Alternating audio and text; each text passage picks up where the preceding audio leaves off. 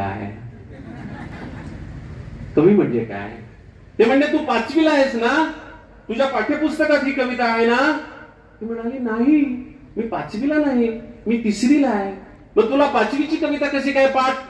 ती म्हणाली माझी ताई 5वीला होती, तेव्हा डोंगरामध्ये शेळ्या हाकताना आम्ही दोघी जणी नाचू नाचू ही कविता म्हणायची. तिची ऐकू ऐकू मला पाठ झाली आणि आता माझा गळा चांगला असल्यामुळं सगळे मलाच ही कविता म्हणतात, म्हणून मी ही कविता म्हणते आहे.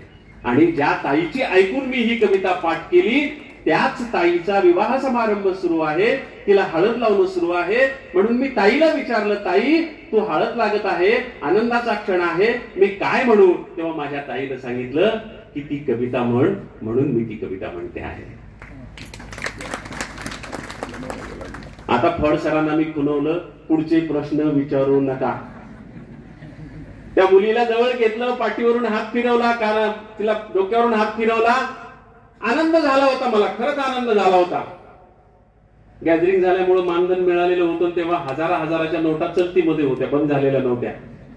1000ची नोट काढली, त्या मुलीच्या हातात दिली, डोक्यावरून हात फिरवला आणि पुढे निघालो. पण फडसरा स्वस्त होते, त्यांनी प्लॅन केला वेगळाच, घडलं वेगळंच. त्या मुलीला सांगता आलं नाही कवीचं नाव.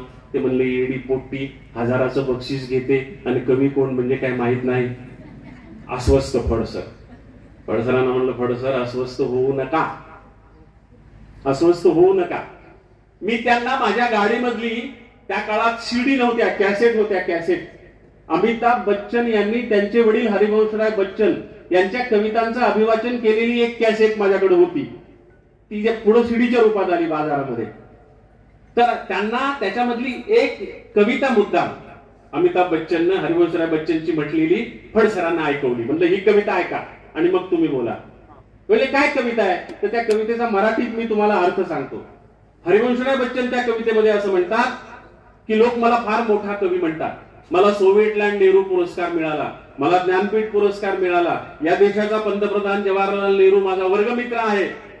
पण मी स्वतःला तेव्हाच मोठा कवी समजेल जेव्हा गंगा नदीच्या काठी गुरं राखणारा एखादा मुलगा माझी कविता म्हणेल.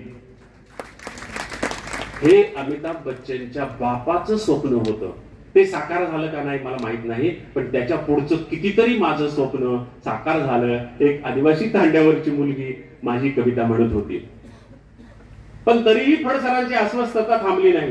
पुढे गेलो आम्ही. चाणक्य नावाचं त्यांच्या मित्राचं एक हॉटेल अंबाजोगाईच्या बाहेर तिकडं लातूर रोडला होतं. त्यांनी मला तिथं नेलं आणि छानपैकी. तर ते हॉटेल मालक म्हणाले की सर खाली लोक चांगले नसतात, तुम्ही वर टेरेसवर बसा, आम्ही तुम्हाला वर आणून देतो जेवण.